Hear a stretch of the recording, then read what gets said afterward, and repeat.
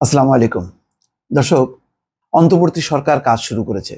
কাজ শুরু করতে না করতেই এবং তার আগে থেকেই এবং একেবারে বলতে গেলে সেই ছুটির মধ্যে তারা দায়িত্ব নিয়েছে। কিন্তু বাইরের যারা কুচক্রী মহল তারা কিন্তু বসে নেই। তারা কিভাবে এই সরকারকে ব্যর্থ করা যায়, সবচেয়ে বড় কথা হলো যে এই ছাত্র জনতার যেই অভ্যুত্থান সেটি নস্যাৎ করা যায়, তার একটি নানামুখী চক্রান্ত চলছে। সেই চক্রান্ত ভারত থেকে হচ্ছে নাকি দেশের অভ্যন্তরে হচ্ছে নাকি যৌথভাবে হচ্ছে, সেটি এখন গবেষণার বিষয়। কিন্তু এটি যে কতটা ফেক তা ধরা পড়েছে। এখন আওয়ামী লীগ ঢাল হিসেবে ব্যবহার করছে হিন্দু নির্যাতন, সংখ্যালঘু নির্যাতন, এবং এই ইস্যুটাকে সামনে এনে এমনভাবে ফোকাসড করা হচ্ছে যাতে বাংলাদেশ আন্তর্জাতিকভাবে বেকায়দায় পড়ে। কিন্তু আন্তর্জাতিক গণমাধ্যম, দেশের গণমাধ্যম এটি পুরো তদন্ত করে দেখেছে যে এটা যত না ঘটনা, তার চেয়ে ফুলিয়ে ফাঁপিয়ে সেগুলো প্রচার করা হচ্ছে সোশ্যাল মিডিয়াতে এবং আন্তর্জাতিক গণমাধ্যমে সেগুলি তুলে ধরার চেষ্টা করছে। পশ্চিমবঙ্গের 2-3টি টেলিভিশন এবং গণমাধ্যম একেবারে ডেডিকেটেড, তাদের প্রতিদিনের তাদের নিজেদের দেশের খবরের চেয়ে তারা বাংলাদেশের খবরগুলোকে বেশি ফোকাস করছে, এবং সেই ফোকাস করার মধ্যে একটাই, সেটি হচ্ছে হিন্দু নির্যাতন, এবং একই ছবি ঘুরে ফিরে দেখাচ্ছে। এবং সবচেয়ে ভয়ঙ্কর যে তারা দুটি কাজ করছে। একটা হলো সীমান্ত এলাকায় লোকজন জড়ো করছে, জড়ো করে বিএসএফ এর সামনে তারা বিক্ষোভ করছে যাতে ভারত সরকার এটি দেখে, তাদের নজরে নিয়ে আসে। আরেকটি হচ্ছে দর্শক, সেটি হচ্ছে দেশের অভ্যন্তরে, যেমন চট্টগ্রামে বিশাল শোডাউন হয়েছে, শাহবাগে হচ্ছে, সবকিছু হিন্দুর ব্যানারে। আসলে কি হিন্দু নির্যাতনের এই ঘটনাটা কি অব্যাহতভাবে চলছে? হ্যাঁ, অবশ্যই। 5 তারিখ 6 তারিখ কিছু ঘটনা ঘটেছে, সেইগুলোর ব্যাপারে কি সাথে সাথে ছাত্র জনতা পুলিশ ছাড়াই তারা কি পদক্ষেপ নেয়নি, নিচ্ছে না? সেগুলো কিন্তু হাইলাইটেড হচ্ছে না। কেন তাদের উপর হামলা করা হয়েছে? আচ্ছা, হামলা যারা শিকার হয়েছে তারা কি কেবলই হিন্দু? যেই হিন্দুরা, তারা কি রাজনীতি করেনি? তারা গত 15 বছরে আওয়ামী লীগের ছত্রছায়ায় তারা অত্যাচার নির্যাতন করেনি মানুষকে? একইভাবে আওয়ামী লীগের ছত্রছায়ায় বা ক্ষমতার ছত্রছায়ায় যারা মুসলমান ধর্মের, তারা কি করেনি? তো যখন নাকি মানুষ ক্ষুব্ধ হয়ে বিভিন্ন জায়গায় হামলা চালিয়েছে, সে ধর্ম বর্ণ দেখেনি, দেখেছে সে অত্যাচারী কি অত্যাচারী না, তার ধর্ম বর্ণ যাই হোক না কেন। কিন্তু যখন হামলা হচ্ছে তখন বলা হচ্ছে সে হচ্ছে হিন্দু, আর যখন সে মানে কি বলে আন্দোলন করছে তখন সে হয়ে যাচ্ছে আওয়ামী লীগ, সে মুক্তিযুদ্ধের চেতনার লোক। এই হচ্ছে পার্থক্য। কিন্তু মুসলমান যারা ভিকটিম হচ্ছে, তারা কিন্তু আর তাদের কিছু বলার নেই, বরং তারা বাড়ি ঘরদোর ছেড়ে অনেকে পালিয়েছে, এবং পালানোটা হয়তো যৌক্তিক, কেননা তারা যথেষ্ট পরিমাণ অত্যাচার করেছে। যে জিনিসটি আপনাদেরকে দর্শক দেখাতে চাই, যে দেখেন একটা ভিডিও দেখেন, খুব মনোযোগ দিয়ে দেখবেন। আমি যেটা বলছি যে ফুলিয়ে ফাঁপিয়ে যেটা তারা দেখানোর চেষ্টা করছে সেটা সত্য কিনা, দেখেন একটা জিনিস দেখেন।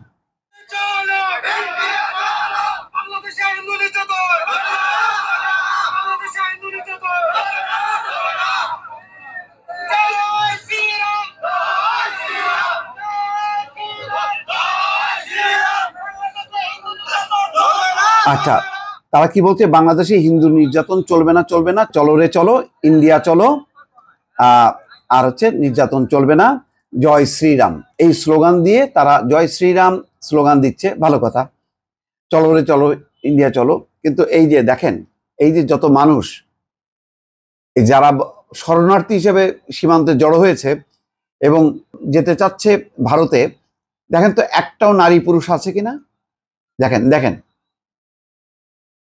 তাহলে অত্যাচারিত হয়ে যদি তারা ইন্ডিয়ায় যাবে, তাহলে কি বাড়িতে তার শিশু বাচ্চা স্ত্রী তাদেরকে রেখে কি তারা যাবে? নিশ্চয়ই যাবে না। তাহলে বুঝতে পারছেন, এখানে রীতিমতো প্যান্ট শার্ট পরে তারা পানিতে নেমে বিক্ষোভ করছে, তারাই যাবে। তাহলে তার বাড়ির মানে বাচ্চারা কোথায়, তার বৃদ্ধ বাবা মা কোথায়, শিশুরা কোথায়? শরণার্থী তারাই হয় যারা একেবারে, আমরা যেমন রোহিঙ্গাদেরকে দেখেছি যে একেবারে বৃদ্ধ বাবা মা সহ তারপরে শিশুদেরকে নিয়ে তারা জড়ো হয়েছে। এখানে কি সেই জড়ো হওয়ার নমুনাটা প্রমাণ করে যে এরা সত্যিকার অর্থে রিফিউজি? না, এটা হচ্ছে, এবং দেখবেন যে অধিকাংশ লোকের হাতে মোবাইল, তারা ভিডিও করছে। এই ভিডিও চিত্রগুলো তারা দ্রুত বেগে ছড়িয়ে দিচ্ছে সামাজিক যোগাযোগ মাধ্যমে এবং ভারতের গণমাধ্যমে, যাতে ব্যাপকভাবে প্রচার শুরু হয়। গেল। আচ্ছা, আর একটা দেখেন শাহবাগে কি হচ্ছে, দেখেন। আপনি আপনার বাড়ির থানা যদি আপনি ভুলে যান, এই ধরনের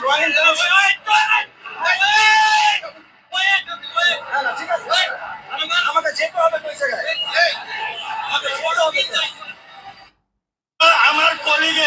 আমার কলিগের বাড়িঘর পুড়িয়ে দিয়েছে, 40 বছরের সংসার তছনছ করে দিয়েছে। আমার মেহেরপুর অ্যাড্রেস আমি আপনাকে এখন দিতে পারছি না, আপনি চাইলে আমি আপনি সব দিতে পারবো, কোনো সমস্যা নাই।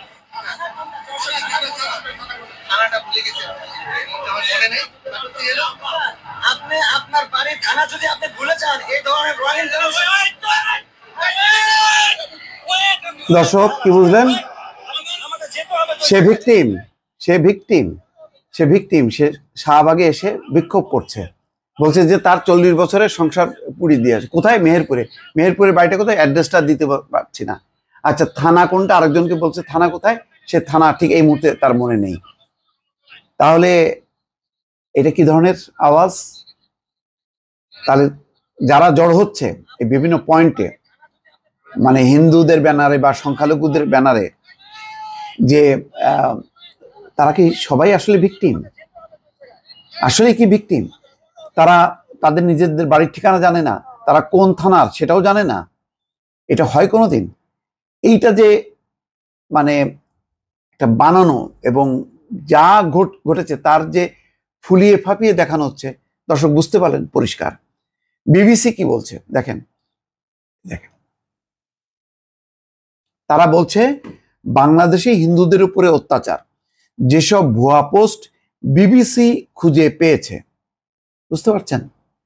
খবরে বলা হচ্ছে শেখ হাসিনা বাংলাদেশের প্রধানমন্ত্রীর পদ থেকে ইস্তফা দেওয়ার পরে যে সহিংসতা চলেছিল সে দেশে, তার মধ্যেই এমন বহু ভুয়া পোস্ট ভারতের সামাজিক মাধ্যমে ছড়িয়ে পড়ে, যেখানে দাবি করা হয় যে বাংলাদেশে হিন্দুদের উপরে ব্যাপক অত্যাচার শুরু হয়েছে। দেখেন, এই প্রচারের জেরে কি হয়েছে?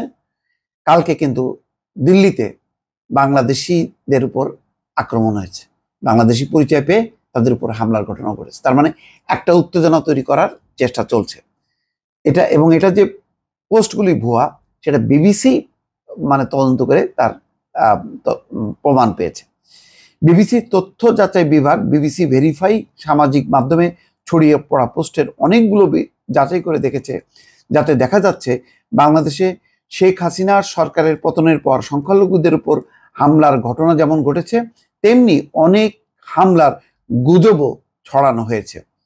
এর মধ্যে শনিবার বাংলাদেশ হিন্দু বৌদ্ধ খ্রিস্টান ঐক্য পরিষদ এবং বাংলাদেশ পূজা উদযাপন পরিষদ নামে দুটি সংগঠন দাবি করেছে শেখ হাসিনার পতনের পর দেশের 52টি জেলায় সংখ্যালঘু মানুষের উপর 205টি হামলার ঘটনা ঘটেছে। তবে ওইসব কয়টি ক্ষেত্রে ধর্মীয় পরিচয়ের কারণে হামলা হয়েছে, নাকি সরকারি ঘনিষ্ঠদের সঙ্গে মানে ঘনিষ্ঠ হবার কারণে ক্ষোভের অংশ হিসেবে হামলা হয়েছে, তা নিরপেক্ষভাবে যাচাই করা সম্ভব হয়নি। এদিকে বাংলাদেশের হিন্দু ও অন্যান্য সংখ্যালঘু এবং সেদেশের বসবাসকারী ভারতীয়দের নিরাপত্তা নিশ্চিত করতে একটি বিশেষ কমিটি করেছে ভারত সরকার। সব মিলে বুঝতে পারছেন, 2 2 4 মিলান দর্শক, সবগুলো হচ্ছে ষড়যন্ত্রের অংশ। অর্থাৎ শেখ হাসিনার সরকার যেভাবে গণঅভ্যুত্থানে উৎখাত হয়েছে, পতন ঘটেছে, সেই পতনটাকে জাস্টিফাই করার জন্য এখন তারা অন্য ইস্যুটা সামনে নিয়ে আসছে, যাতে তার পতনের ইস্যুটা, তার পরাজয়ের ইস্যুটা চাপা পড়ে এখানে বাংলাদেশে হিন্দুদের উপর অত্যাচার হচ্ছে, নির্যাতন হচ্ছে, এই কথাগুলো সমানে। রিপাবলিকান নামে একটা টেলিভিশন আছে, তারা বলছে যে জামাত, জঙ্গি, বিএনপি এরা মিলে করছে, এবং ওই প্যান্ট শার্ট পরে তারা মানে সীমান্ত এলাকায় বিক্ষোভ করছে। তাদের সাথে স্ত্রী, পুত্র, পরিজন কেউ নাই, কোনো মালামালও দেখবেন না, কোনো ব্যাগ নিয়ে এসে তারা বিক্ষোভ করছে। অন্যদিকে তারা ঢাকা এবং ঢাকার আশেপাশে বিভিন্ন চট্টগ্রাম সেসব জায়গায় বিক্ষোভ করছে।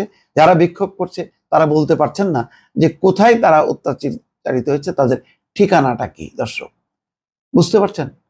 সুতরাং সবাই সজাগ দৃষ্টি রাখবেন যাতে কোনো ষড়যন্ত্রে এই সফল অভ্যুত্থান ব্যর্থ না হয়। ভালো থাকবেন। আল্লাহ হাফেজ।